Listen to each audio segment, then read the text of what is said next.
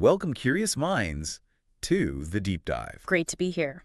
Today, we're diving into something truly iconic. We're talking Jonathan Demme's 1991 film, The Silence of the Lambs. A genuine masterpiece. It really did change the game for thrillers, didn't it? It absolutely did. Wow. It's more than just a movie. It feels like this cultural landmark. It got under people's skin. For sure. And, everyone remembers the big moments, the lines, I ate his liver, that kind of thing. But we want to go deeper. Exactly. Our mission today is to really unpack it. Look at the story, the characters, Clarice, Lecter, Buffalo Bill, the chilling themes, and why it still holds up so incredibly well. Yeah. We've gone through a ton of material critical reviews, interviews with Demme, analyses of character psychology, behind-the-scenes stuff. Right. And we want to pull out the key insights, maybe some surprising facts, those moments that make you go, okay, that's why it works. Give you a really full picture. And I think the brilliance, as you said, goes way beyond just the plot points. It's how it gets into the human psyche. Our research really points to how Demme's choices, the script. Yeah. It all forces you to look at some uncomfortable things. Good, evil, the masks we wear. Vulnerability, too, even in the strongest people. Precisely. So by the end of this, you won't just remember what happens. You'll hopefully get a better sense of why it resonates, why we're still talking about it. Okay, let's jump in. So the film starts, interestingly, not with horror, but with Clarice Starling. Yeah, Jodie Foster, running that obstacle course at Quantico. Right. And it's tough. You see her pushing herself physically, mentally. Our sources say Demme really wanted that opening to show her determination right off the bat. Establishes her grit, doesn't it? Before she faces any psychological monsters, you know she's a fighter. Exactly. And then, boom, she gets pulled from training, summoned by Jack Crawford. Scott Glenn, head of the behavioral science unit. Big deal. And the assignment he gives her, I mean, wow. Go interview Dr. Hannibal Lecter. In the Baltimore State Hospital for the Criminally Insane. Not exactly a standard field trip for a trainee. No kidding. A former psychiatrist turned cannibalistic serial killer. And what's really striking when you look at the context, the real FBI methods back then. Yeah. This was way outside the box. Desperate measures, right? Because of Buffalo Bill. Yeah, this guy abducting women, skinning them. They're desperate for a lead, any lead. So they turn to Lecter, using a monster to catch a monster. It's a huge risk from the get-go. A huge risk. And it sets up this Faustian bargain almost. Clarice isn't just getting information. Lecter wants something in return. Not just case files either. No, he wants pieces of her past, her trauma. It's a transaction that's going to cost her something personal. So the objective seems simple. Get Lecter's psychological insights on Buffalo Bill. Right, but the subtext is that Lecter understands a kind of darkness that, well, Quantico doesn't teach you. He's the ultimate, very dangerous consultant. And you have to wonder, why send her? A trainee? Good question. What did the sources say about Crawford's thinking there? Well, Crawford's sharp, too. He likely saw something in Clarice. Resilience, sure, but maybe also a certain vulnerability. Perhaps he thought Lecter, with his, massive intellect, might be intrigued by someone like her. Sharp, but still forming. A gamble, then. A calculated gamble. It immediately singles Clarice out. She's not just any trainee. There's something special there, something Lecter, unfortunately, picks up on right away. Okay, so Clarice goes to the hospital. And the place itself. It feels like a character, doesn't it? Oh, definitely. That sterile, foreboding atmosphere, production design was key there. It really ramps up the isolation, the danger. And she meets Dr. Chilton first. Chilton, Anthony Heel playing him perfectly. So arrogant, so self-important. He seems almost gleeful warning her about Lecter, doesn't he? Like, look how dangerous my prized prisoner is. Yeah, it's all about his petty authority. Even though Lecter, behind glass, is the one with the real power in that place. And she goes down that corridor. The high-security wing. Those glass cells. Seeing the prisoners but not being able to touch them, it's unnerving. And there he is. Hannibal Lecter, Anthony Hopkins, just standing there. Calmly. Composed. Upright. Not like the other inmates. That's what's so terrifying. The stillness, given what he's done. Absolutely. It's a quiet menace that's way more disturbing than, say, someone ranting and raving. Hopkins nailed that. So this first meeting... It's the core of the film's tension, really. It's the crucible, Yeah. yeah. Lecter is brilliant, charming even, but underneath, pure terror. He doesn't cooperate at first, does he? He tests her. He tests her, sizes her up, and what grabs him isn't her badge, it's something else. Her mind. Her mind, yes, but also He senses that vulnerability you mentioned, sees something he can work with, maybe even dissect. And that leads to the deal, the quid pro quo. The quid pro quo, his terms are chilling. Not information for information, but insight for intimacy, personal details. Especially about her childhood trauma. He goes right for the jugular. He does. It's psychological warfare from the start. He wants to peel back her layers, understand what makes her tick. It's almost academic for him, but terrifying for her. So she's the interviewer, technically. Technically. But Lecter immediately takes control. He's the one extracting, manipulating, using her need for information as leverage. It's all about power and control for him. Absolutely. And he's fascinated by her. He wants to understand her wounds, not just exploit them brutally, but study them. It's this twisted kind of intellectual curiosity driving him. A very dangerous game she's suddenly playing.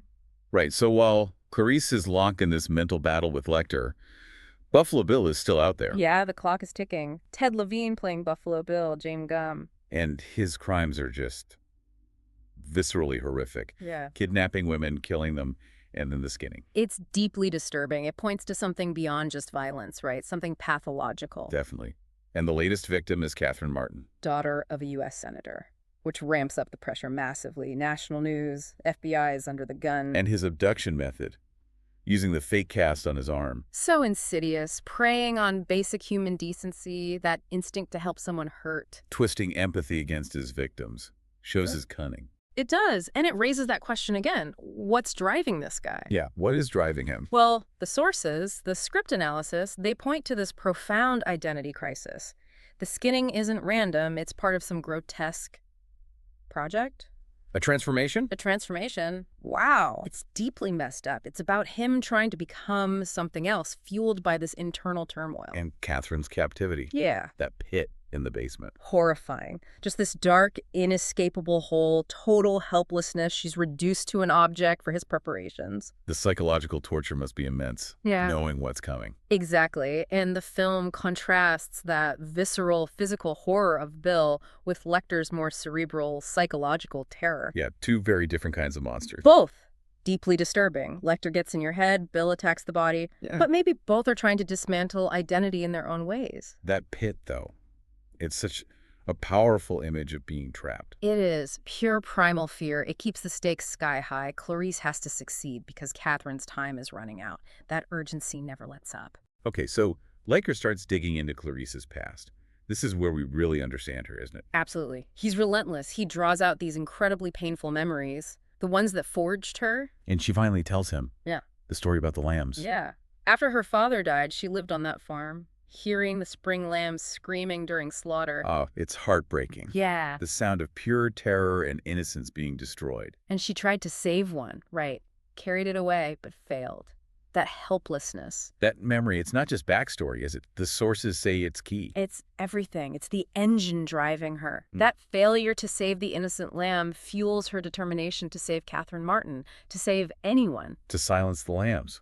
Literally. Exactly. It's not just a job for her, it's deeply personal. She's fighting that childhood helplessness every step of the way. And Lecter, he sees this, doesn't he? He sees it with terrifying clarity. This predator understands her deepest wound, and he uses it, yes, but it's almost more complex than that. It's like this perverse mentorship. He's fascinated by how her trauma fuels her drive. It's an intellectual puzzle for him. He exploits the vulnerability, but also gives her the clues she needs. Paradoxically, yes. He gets this incredibly raw, personal truth from her, the story of the lambs. The real quid pro quo. The real currency. And in return, he gives her that cryptic insight into Buffalo Bill. Not a name, but a concept. Coveting. Coveting. Basic human instinct is. We covet what we see every day. Implying Bill knew his first victim. Precisely. It's not straightforward, but it's vital.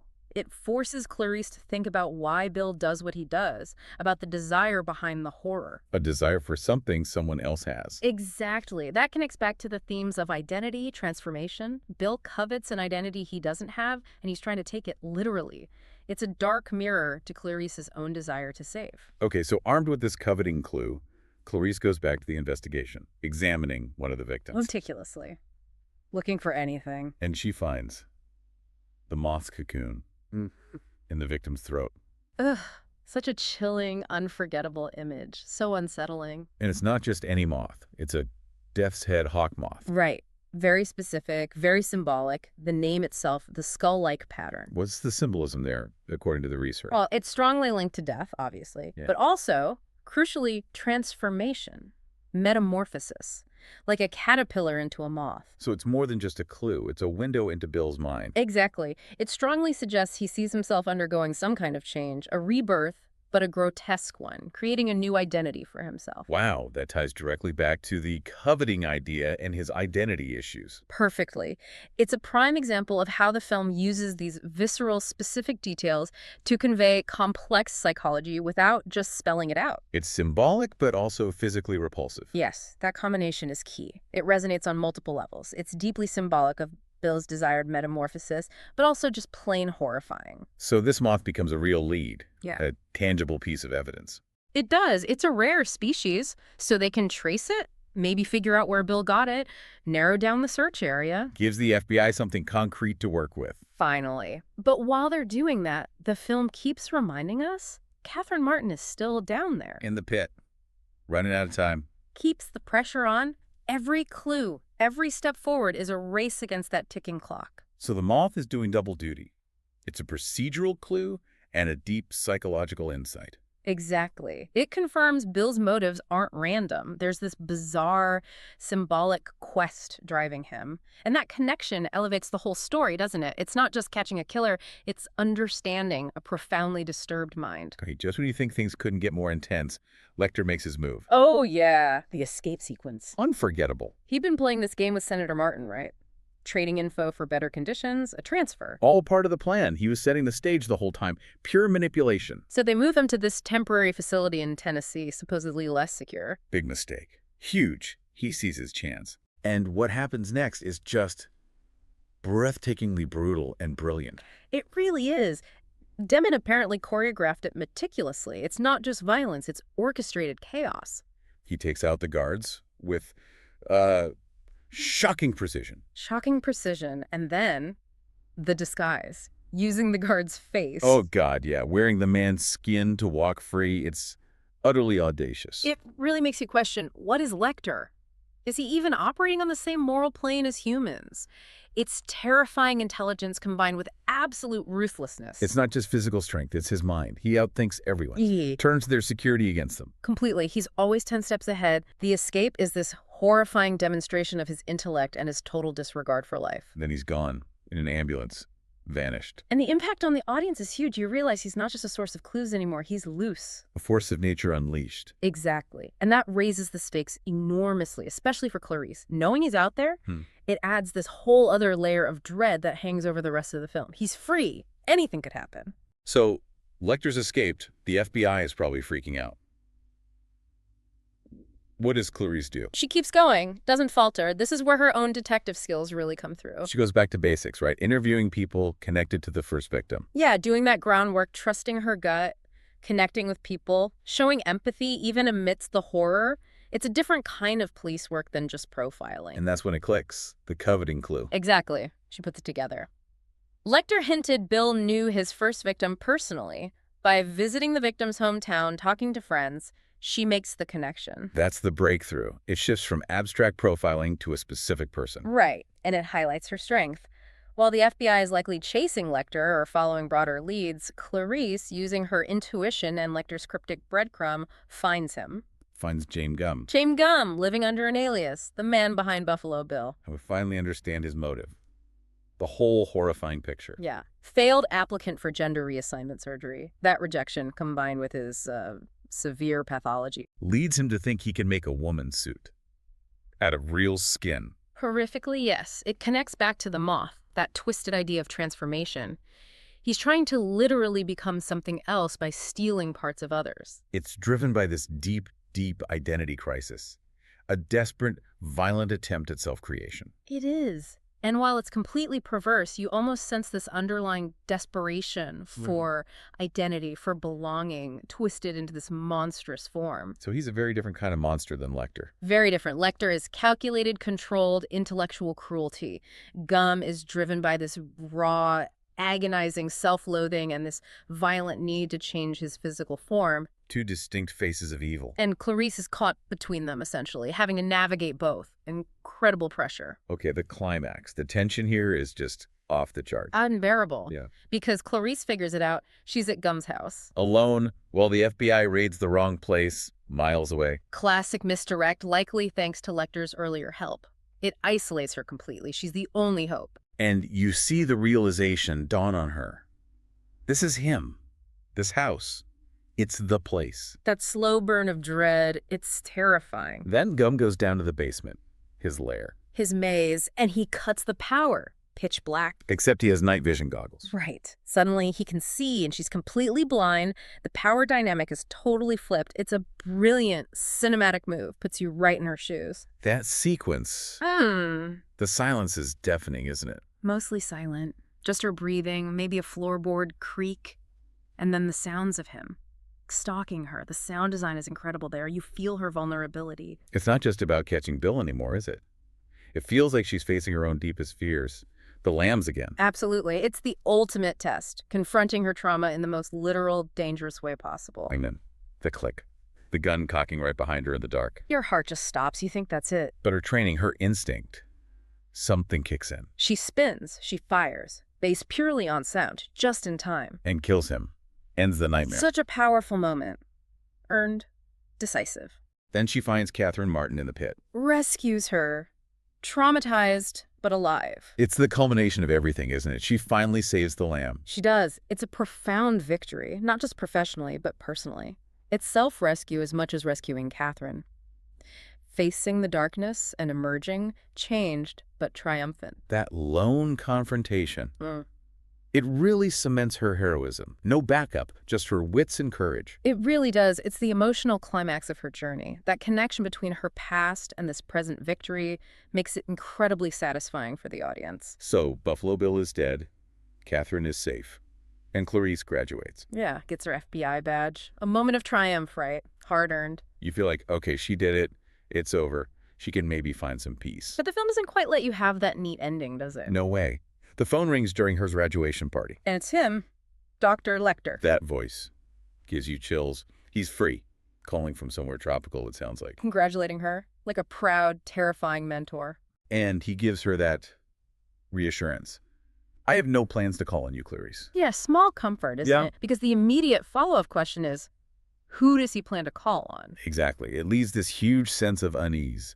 The main monster got away. Which really messes with our idea of justice, doesn't it? Clarice won. She stopped Bill, but Lecter, he's out there. It denies that clean resolution. And then that final line, as he's watching Chilton. Dr. Chilton, the smug administrator who made Lecter's life miserable. You see him stalking Chilton through the crowd. And Lecter says to Clarice, I do wish we could chat longer, but I'm having an old friend for dinner. Iconic.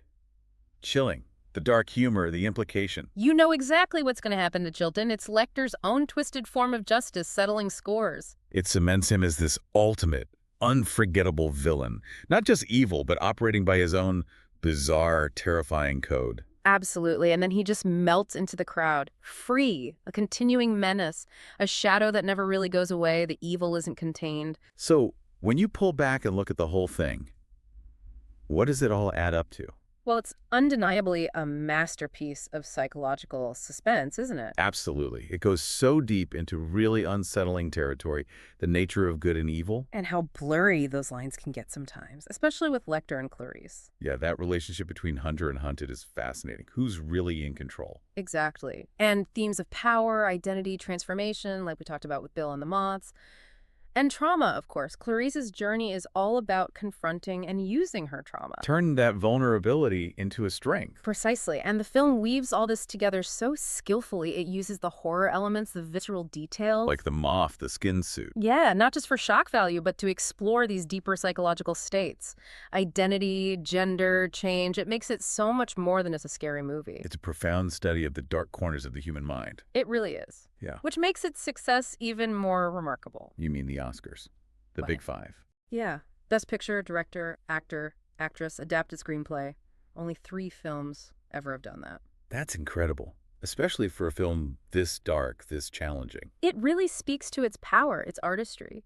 It proved that a film confronting these really disturbing aspects of humanity could be both critically acclaimed and massively popular. It had a huge impact on cinema, didn't it? Redefined the thriller genre. No question. It showed you could blend horror, suspense, and deep character study in a way that audiences found completely compelling. A true triumph. Hashtag tag tag outro. Well, that brings us to the end of our deep dive into The Silence of the Lambs. Quite a journey. It really is. We've looked at the character psychology, the thriller mechanics, the deeper themes, Clarice's journey, Lecter's terrifying brilliance, Bill's pathology. Hopefully illuminated by some of the insights from the sources we looked at. Yeah, hopefully it gives you a fresh perspective if you revisit the film, Oh. or maybe encourages you to watch it if you haven't. There's just so much there. There really is. And maybe connecting it all, it leaves us with a lingering thought, something to chew on. Okay, what's that? In facing such profound human cruelty, like Clarice does, is trying to understand the monster, like she does with Lecter, a way to control it? Or does it carry the risk of getting too close, of being, consumed by the darkness you're staring into? That's a heavy one. A really good question to end on. It sticks with you, doesn't it? It does. Thank you for joining us on The Deep Dive. Thank you. Until next time, keep exploring, keep asking questions, and keep diving deep.